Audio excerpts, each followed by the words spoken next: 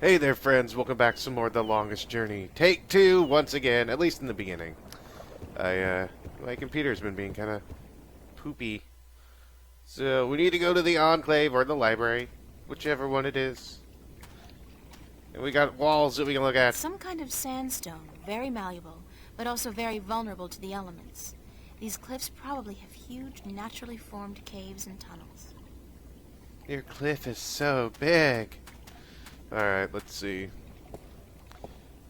The dragon's mouth is pointing straight down at the middle of the floor. It's a circular hollow about 20 centimeters across and about 5 centimeters deep. It's a small recess about the size of my fist with a thin duct extending from the recess to the circular hollow in the middle of the floor. There are 3 others just like it, arranged with equal distance to each other in a circle and all connected via a duct to the center of the floor. It's their ventilation system. I don't know. I can't exactly say that for sure. But hello, friend. Are you the librarian here? I need to use some bookies. No, not bookies, but books. Or bookies, whichever. Oh. Oh, goodness me, I didn't hear you come in. By the way, you haven't seen Volume 6 of the Complete Annotated History of the Northlands, have you? I could have sworn it was here yesterday. Sorry, no. I guess someone else must have taken it.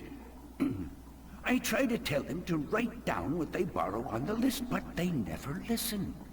They don't Only listen. last week, I spent 3 hours searching the entire Enclave for the second scripture of the ballads, the scripture of song, before I realized that Vestrum Tobias was studying it back in the city.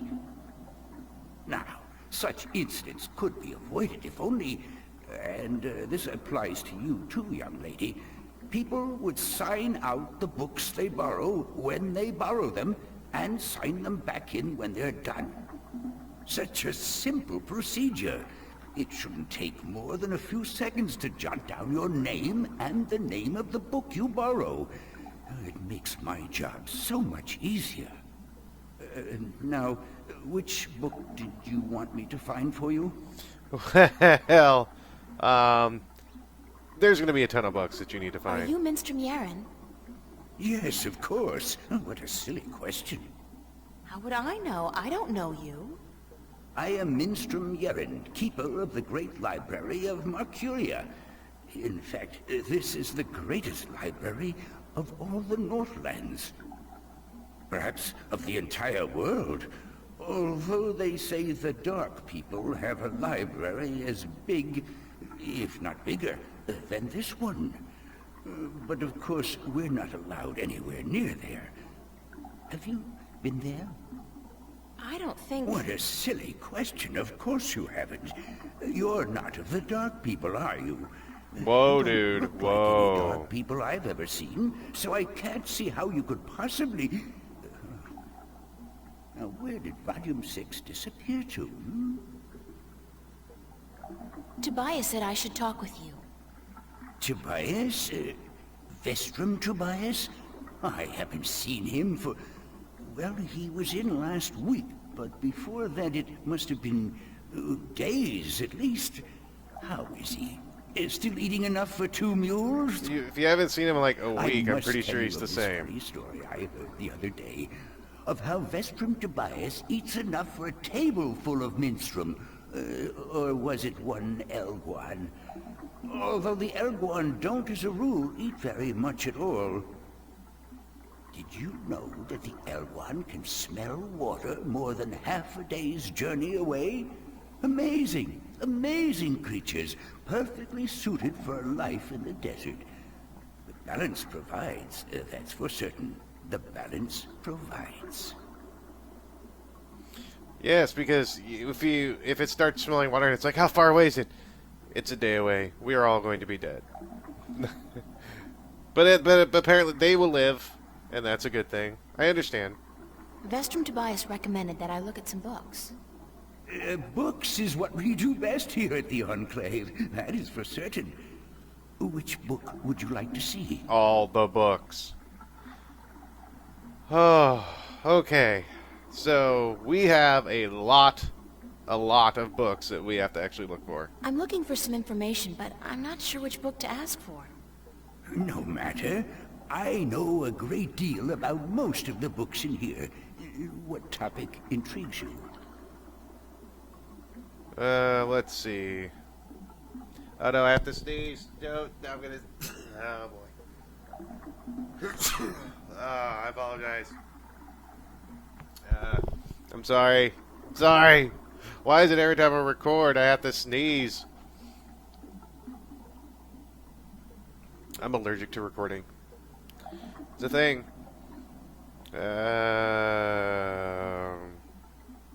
Yes, this. I need to find out which 4 magical people of Arcadia were given a piece of the stone disc that serves as the key to the Guardian's realm. The stone disc of the balance, yes? Yes. There could possibly be something on that in... let me check. Just one moment.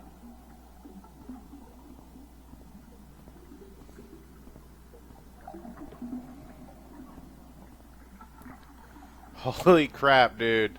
Walk slower. Hey, no walking too fast in the halls, man. You need to calm... No, no, dude. Dude, you're putting your foot down too much on the vertical pedal. I did find something of interest. I'll leave it here for you to read. Alright, let's read some books. Ugh, if he does this every time we ask for a book, this is going to be a long episode. Oh my gosh, this is gonna take a while. So, chapter 16 in the 8th scripture, the scripture breaking, regarding the disc of the balance and the events that came about when the disc was broken. The scriptures tell us that the disc was kept at the Enclave for many thousands of years, safely guarded from any threat by the respect held by every man and woman for the authority of the fathers. But with dissent came disobedience, and disobedience brought immorality.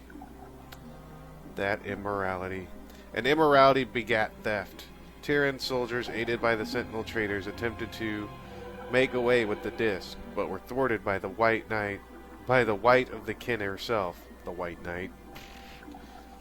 On behalf of the fathers, the disc was brought safely back to the Enclave, but the threat would linger in the minds of the Minstrum and the Vestrum, so it became that the disc was melted in the forge of the dragon's mouth, shaped into the elements of 4 magical people, and given to these respective people for safekeeping, until such a time that it was decreed that the disc should come once more to be whole. 1 stone to the gentle souls that sing in the dark in the shape of the earth between their toes. 1 stone to the watchers of the woods and the ones who are outside. 1 stone to the 2 that make one of air and sea, and 1 stone to the keepers of the dark flame, the eternally dark, the mariners. When the time comes for the disc to be whole again, 1 person will make a journey to the 4 who hold the pieces, and the pieces will be given willingly, because there will be no doubt in the righteousness of this person. I am righteous, and you can't tell me different. Are you done? Let me take that back for you. Oh God, sir, please, no, please don't. It's fine. Oh God, no, it's Buddy, I'll do it. Okay, phew. You're just putting it in a totally different place, and I'm glad. Need another book, dude. Oh.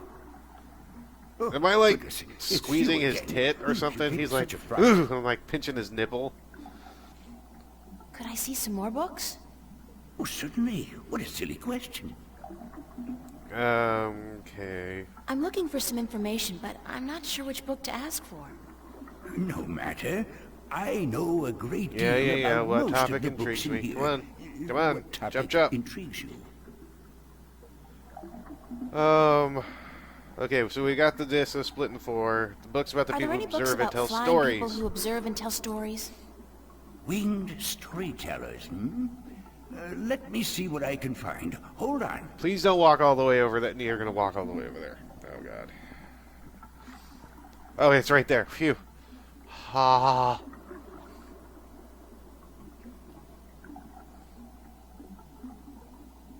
The books are always freaking huge, man. I did find something of interest. I'll leave it here for Yep. you to read. Yep. Yep. Let's do this. The island of Elias, near the Briston Atoll. Maybe I should try to go there. Okay, that pretty much tells us where we need to go. But Alatin, or a crafty winged people who have recently dwindled in numbers and whose ability to fly long distances has been steadily diminishing over the past few centuries. The Alatin are known for their ability to remember and tell stories from before the dawn of mankind and up to modern events. The largest known tribe of Alatin with whom traders have occasional contact resides in the otherwise uninhabited island of Elias in the Briston Atoll. So, yep. Are you done? Let me take that back for you. We're gonna have to go take a trip then, if from what it seems. We have to figure out how to take a trip. Looks like we're gonna be in Arcadia for a little while.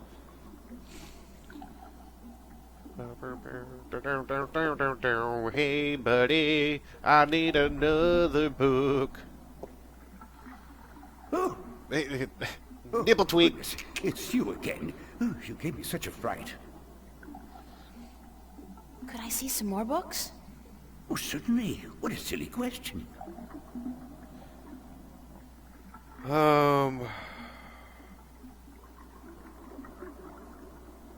Okay, let's see. I'm looking for some information, but I'm not sure which book to ask for. No matter. I know a great deal Yeah, about what most topic of the intrigues books. me? Yeah, okay. Let's go ahead and learn some more about dragons. I'd like to learn more about dragons, about the Dragakin. Oh, yes, yes. We have some wonderful books on that topic. Stay here. I ain't going anywhere. So, yeah. Oh God, please no. Please do not walk all the way down there. It's fine, buddy. It's fine. And you did. Oh boy. I should have got tea. But I didn't. People, I didn't get tea.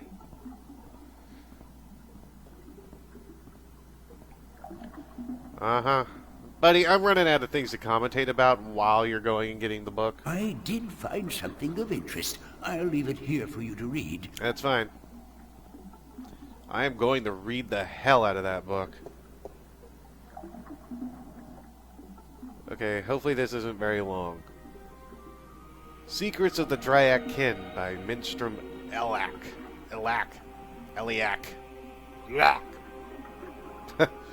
Forward. The Dragakin are known by many names throughout the Twin Worlds. In All Tongue, they are often referred to as Drakkin in some variations of Low Tongue, Drekin in the Southlands, and the word Drakh referred specifically to the winged lizard shape traditionally associated with the kin. How long is this? Oh my God, this is long. Okay. In Erhad,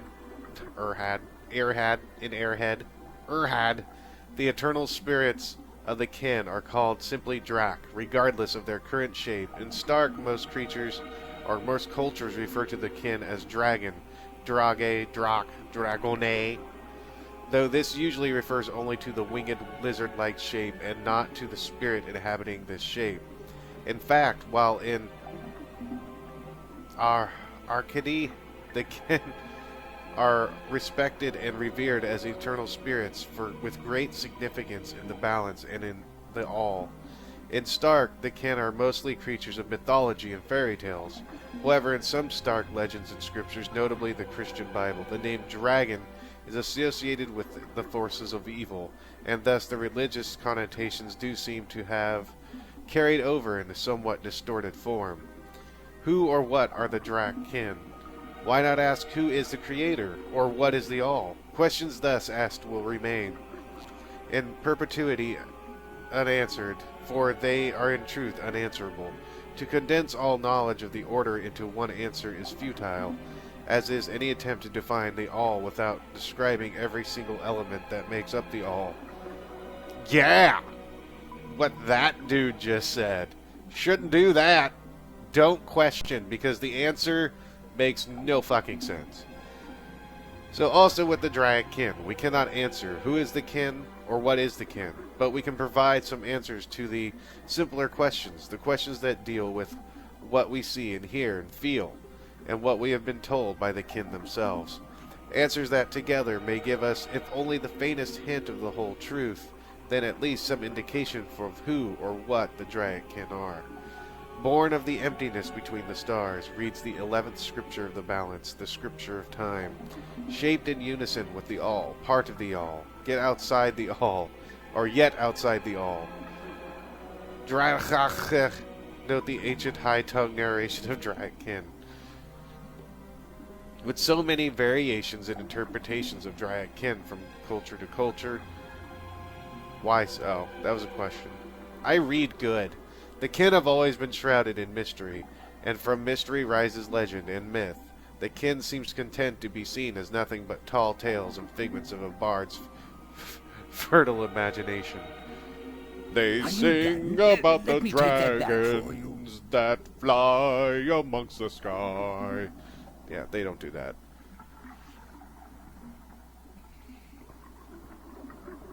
Alright, so I've got more books. So it's time to nibble tweak. Beep. Oh, goodness. It's you again. Oh, you gave me such a fright. Yeah, I mean... Could I see some more books? Yep, books. I actually do read The Silver Spear of Gorimon, which sounds like a for a story Digimon. Called The Silver Spear of Gorimon. Or a Pokemon. Yes, a fanciful tale if I ever saw one, but a charming one. Did you know that I'm often paid visit by adventurers wishing to read everything available on the spear so that they too can set out on their foolish quests? Yeah, don't you just hate those adventurers? I do. They Well, suck. they pay for my bread, milk, and butter with their contributions to the coffers, so I shouldn't be too critical of them. But they care not about the books. They care only about what the books can give them. I care. About the books, really. I can tell. So, the Silver Spear of Gorimon, then? I can totally tell, because you read the books as I put them down, and you don't try to make love to them and make their pages all sticky. Yeah, I don't know where I was going with that. Oh, I'm just putting this book down. You'll get there eventually, buddy.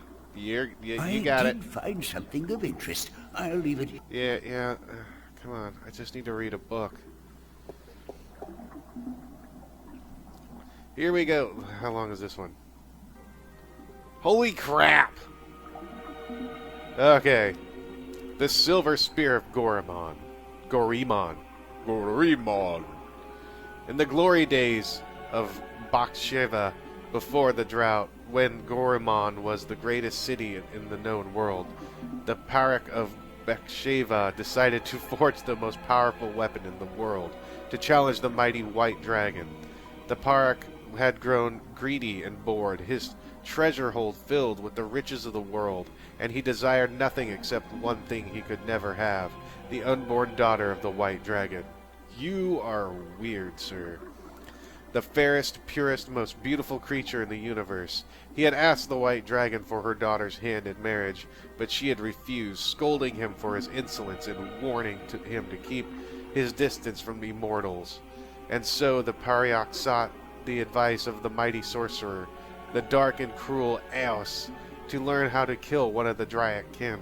The sorcerer told the Parak of the white silver of Mount Tyranny. Jeez. The strongest substance in Arcadia. It's not adamantium. And how it could be forged by magic to kill even one of the kin. The Parak ordered his army to go north across the ocean, and to bring back enough white silver to shape a weapon. When his men returned with the rare metal, the Parak ordered the finest blacksmith in Baksheva to his castle, where Eos the sorcerer cast a spell to create an unholy forge. 10 days and 10 nights it took before the exhausted blacksmith could present a tall spear to his emperor. But before the spear could be used to kill one of the kin, It had to be bathed in blood. Beheading... Oh! Dude! Lame.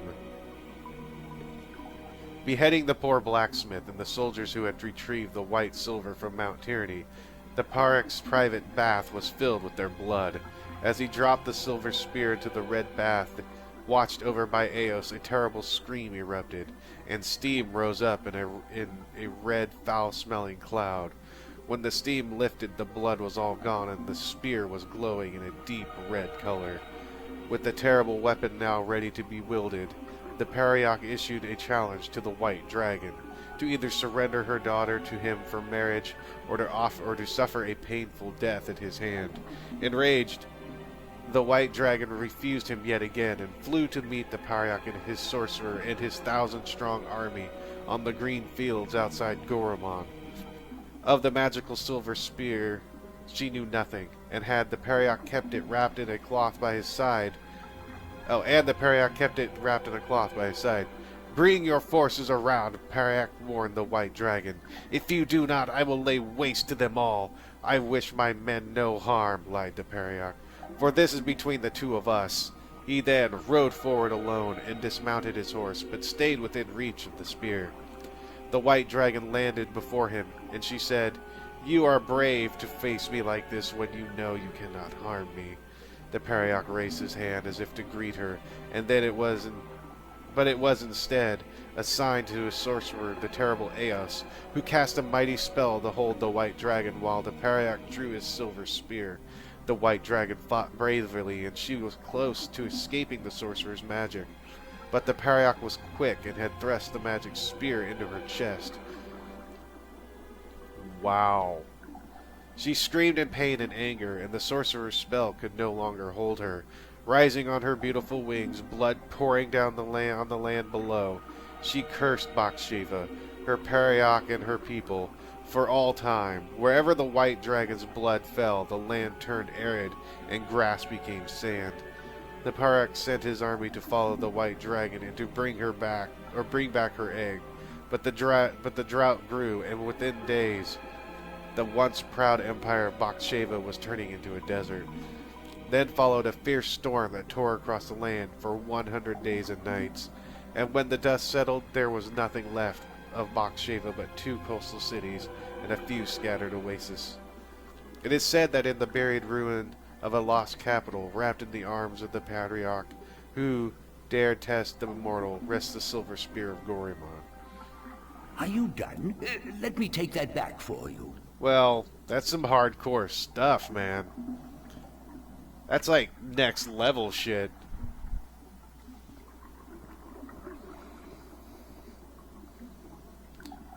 So, I am not too sure if we've actually read everything we need to read. Let me just double check. One more nibble tweak.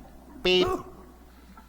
Oh, goodness, it's you again. Oh, you gave me such a fright. You know, I do that. Could I see some more Could I books? see some more Oh, books? certainly. What? Okay, I've read that. I think I've read everything I'd actually need to read. Because we've read all that information. Actually, I don't think we have read everything. Let's see. I'd like to read some Arcadian folktales. A favored topic of mine. I have just what you're looking for. I guess I'll just read everything. This is going to be an episode of me reading to you in my dulcet tones. No, I'm sorry. It's not my dulcet tones. It's my probably boring as hell monotone voice, according to some people. Which, I can see it. I can see it.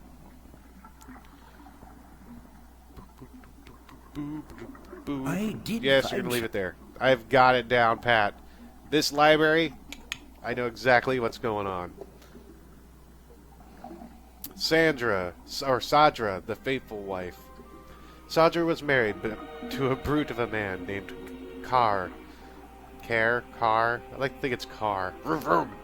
He was a bully who drank, cursed, and gambled and beat up his wife when he'd lost coins at the cup stable. Still, Sadra, I like to think it's Sadra. Saedra treated Carr with respect and care. She fed him when he was hungry, she made his bed and washed his back, and she lay down with him when he told her to. She never complained of her hardships to anyone, even though some days she woke up with bruises all over her body. Despite her husband's treatment, Saedra was a beautiful woman with lovely dark hair and green eyes, and men would admire her when she went to the market for food or the town well for water, but none dare approach her for fearing her dangerous husband, more than they admired her beauty and grace. People would say, "Poor Saedra, she deserves better than what she has. She is so good and patient even though her husband mistreats her every day." But no one was willing to do anything to free her from her husband, as they all feared his wrath. "She chooses her own path," they would say, "and it's not our duty to interfere." Then one day a tall and handsome prince rode into town to visit the elder council. When he spotted Saedra carrying 2 heavy buckets from the well to her home on the edge of town, he was taken with her beauty and youth, and he jumped down from his horse to help carry her buckets home. On the way, he offered Saedra courtship, but when she told that she was already married, he bowed respectfully and excused himself for acting inappropriately. That night, Saedra's husband heard about the prince helping his wife, and after striking her down for letting royalty interfere with her duties, he strode drunkenly, for he had already had his usual fill of dark ale, towards the tavern where the prince and his cohorts were staying. When Carr arrived at the tavern, the prince was eating dinner, and when told Saedra's husband was there to see him, the prince stood and waved the man closer. "I must congratulate you on your good taste in marriage," said the prince, "for your wife is the most beautiful and good-hearted woman I have ever met." And then he offered Carr a seat in a tall mug of ale, but the angry husband did not appreciate the prince's advances, and he drew his sword and lunged at the prince before his guards could react. The prince was quick and lucky to avoid certain death, and before Carr could make a second strike, the prince had recovered his sword from where it stood by the wall, and it stood ready to fight the brute. "Leave him be," called the prince when his guards drew his arms and ran to protect their liege. "This is between him and me." Smiling briefly, he nodded his head to Carr and stood at attention. Obviously his skill with the sword was formidable. Carr, had a coward at heart, knew that if he fought fairly he would surely die, and he sheathed his sword but loosened the knife he had tucked up his sleeve. "My pardon, Prince," said Carr. "My love for my wife is such that I am blinded by jealousy. I offer you friendship and apologies." He extended an open hand to the prince and smiled a broad lizard smile. The prince, unaware of Carr's mistreatment of his faithful wife, smiled back, put down his sword, and extended his own hand. "Your apologies accepted, sir." And then suddenly Carr's knife was in his hand and moving in a blur towards the prince's exposed throat. Had it not been for the quick eye of a nearby guard, who with the broadside of his sword struck Carr on the side of his head, the prince would have been dead. The knife carved a deep scar in the prince's shoulder, but did no serious harm. Carr was taken away into the town prison to be judged.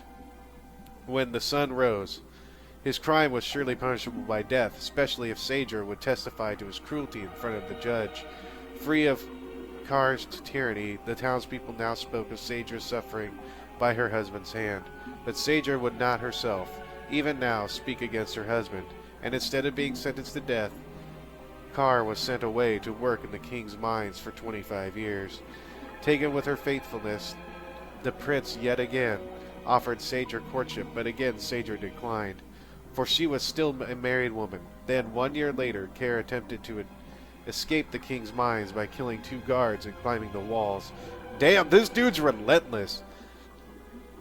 But he was shot down with an arrow and died in an agony and disgrace.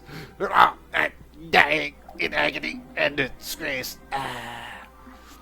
Again, the prince visited Saedra's town, bringing condolences and a renewed offer of courtship, and this time Saedra agreed. Months later, the prince and Saedra were married in a glorious ceremony, and when the old king died, the prince became regent, and Saedra his queen. She was as good a queen as the land had ever seen, and she was loved dearly until the day she died, and her funeral was the grandest and most tearful in memory. Are you done? Let me take that back for you. So that was folklore. We're getting all brushed up on this shit, people.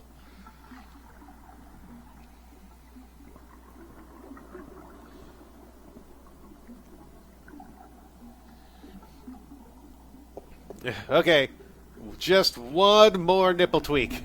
He likes it. Ooh. Oh, goodness, it's you again. Oh, you gave me such a fright. Okay, I think Can I see there's some one more Sorry. book. What is- Okay, History of A book on Marcuria. the history of Mercuria. Last would be interesting. book. Ah, an extensive subject, to be sure. I will do my best. Oh my god, please move faster, bro.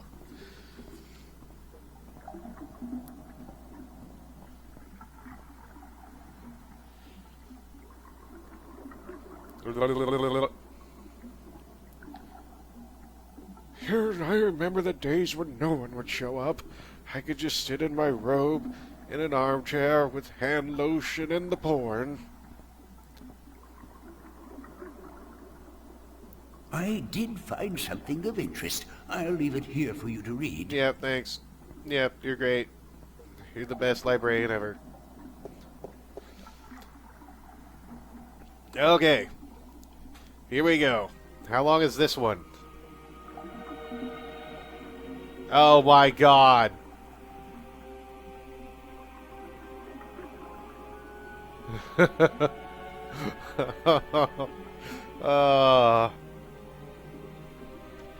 Okay, if you guys are going to sit through it, I am going to read it. Here we go. Travels in the Northlands by Jemian, the Discoverer. The first part. In my many years as a traveling poet and bard, I have journeyed far and wide across the fair realm of Arcady. Is that an E? Is that a C? Arcady? And I have seen sights most people have not dreamed, and I have stood on the magnificent and terrible southern capes in the midst of winter, when the storms are at their fiercest, while waves as tall as the towers of Altaban wash over my frozen body. I have witnessed the monstrous beasts that lurk in those dark and deadly waters of the South Swallow Brave Galleon's Hole. Creatures the size of mountains that, with a flick of a tail, can touch the depths of the sea and the stars themselves. I have crossed the great ocean from north to south, and from east to west, and in the course been stranded on desert islands, with no sustenance but what I could gather from the sparse vegetation. For months at a time, I have ridden the giant Elguan across the Cha'angragriel, the wasteland from Altaban to Monterba, and the further south where the Turk, the oases are few and far between, but I have seen the shifting dunes above the ruins of Goramon, precious jewel of the Bakshivan Empire, concealed for centuries by the coarse and treacherous sand. And I have journeyed far west, carried on good will and destiny by shadow ships, to the strange and unknown cliffs of a world unseen by most. A world of unfamiliar tongue and customs, a world of great wonder and mysticism. I have seen all of this and more, but the fairest sights still I have seen in the lands of the north, from Arude to the border mountains, from Tiran to the Bay of Fire. No sight can ever compare to the dawn at Mount Tyranny, looking out to the plains of Nedra, where the wild stallions, run free in the thousands, and to look on the city Coruscant and the Pearl of Fire, while the boiling sun sits in the ocean beyond, the slow waves reflecting dark yellow and red as they lap slowly upon the sandy shores, is an experience truly treasured and never forgotten. These lands are blessed by the Creator, shaped by men, yet wild and free and fertile, home to the greatest cities, the most precious sights, and the most cultured and civilized people in Arcady. Of all the fires I have rested my weary legs by, of all taverns where I have learned the legends of tale spinners and memorized the songs of bards, Of all the lands where I have wandered from city to village, it is the Northlands I return time and time again to learn ever more. Join me now, for I will evoke in you the very emotions I first experienced when visiting the sights and treasures of the northern lands.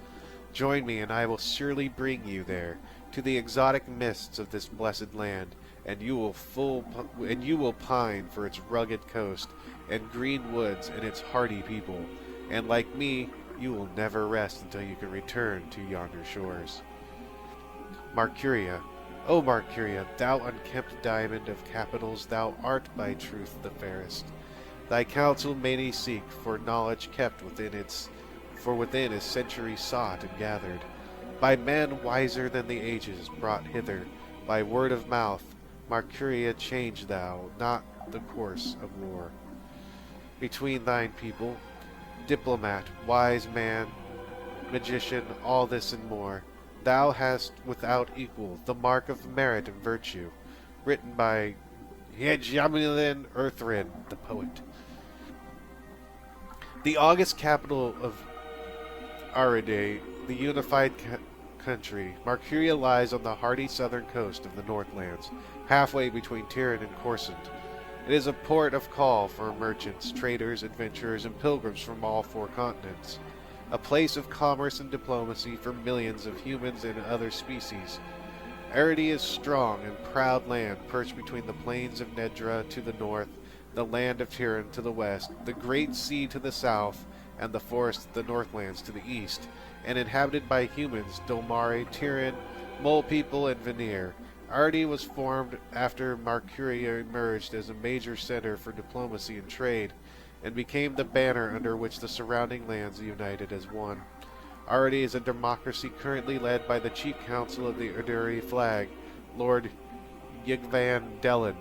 The High Council, composed of the ministers who govern by representation, reside in the Mercurian Hall of Assembly, flanked by the palace and the barracks, and the Arides.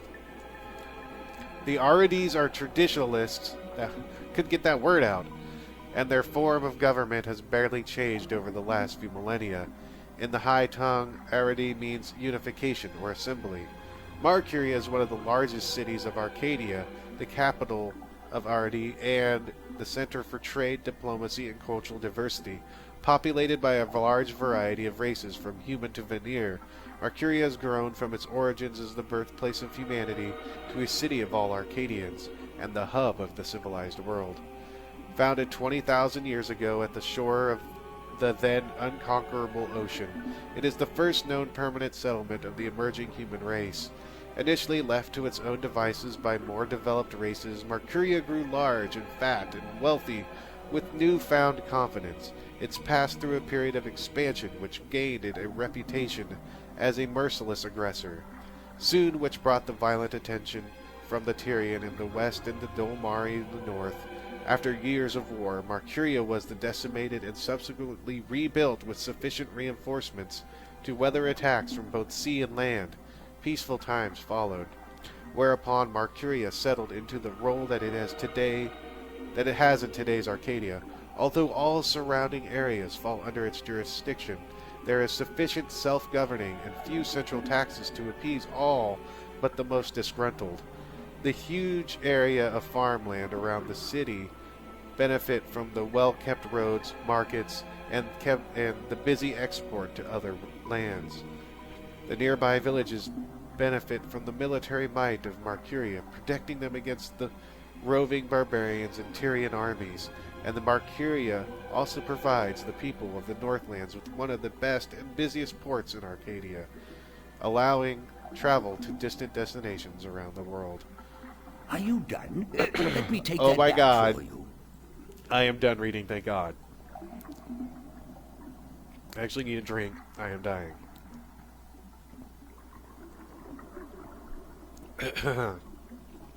Alright, so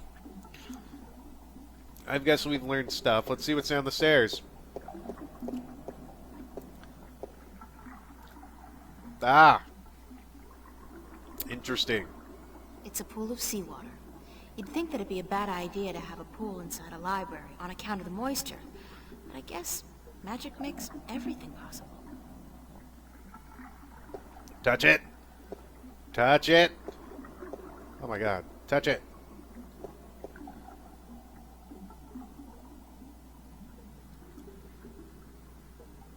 The water's pretty cold. That's it. That was not enough build up for that.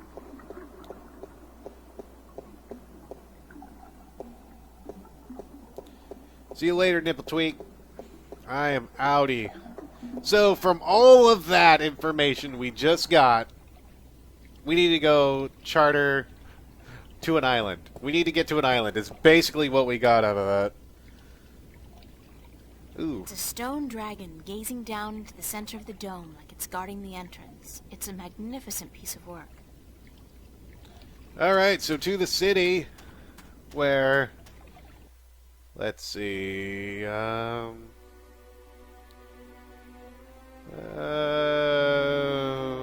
am I? Blah.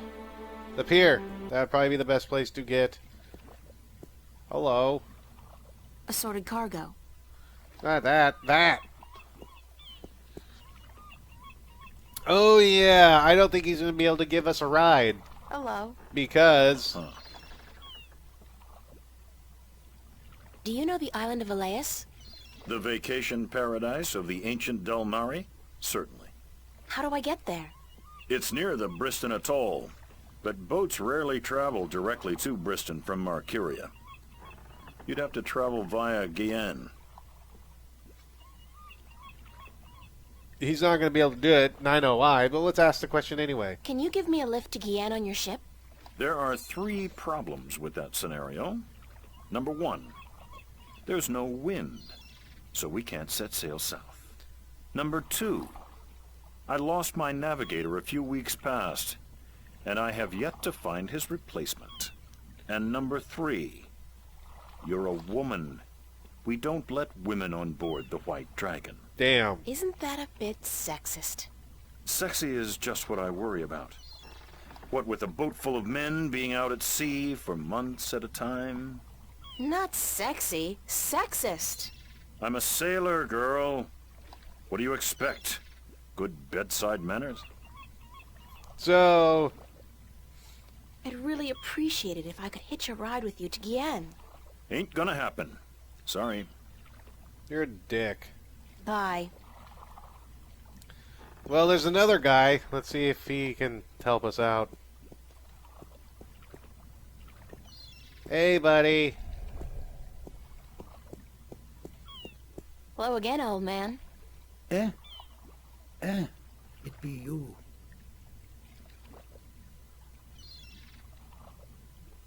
Yeah, you're gonna pull out the pipe. Come on. Dude, I've been around slow people this whole episode. Come on now. Do you know how I can get passage on a boat going south? Aye, coin be the way, as me beloved wife always be saying. 'Course she'd be running off with a wealthy merchant while I be away at sea. Women, never trusted one I didn't pay for again. I don't have much coin at all. And I be at a loss, as do ye, unless... Unless I need what? coin to travel in a boat unless... what? Unless I be calling in a favor with the good Captain Horatio Nebave, who be traveling to Guyenne as soon as the wind be picking up. What kind of favor? Oh, he be owing me from back when I was his captain. Would you cash in your favor with Nebave if I got your bird back? Aye, I be promising anything to get me friend back. It be a deal. So, we need to go. See you later. Finally, we If need I to get not the bird be back. dead, aye. But how are we going to do that? And what's going to happen when we do? We're totally going to find out next time, friends, on The Longest Journey. Sorry if this episode was long, kind of boring, but there was a lot of reading. But next episode, things will pick up again. So until then, friends, y'all take care. And of course, have a good one.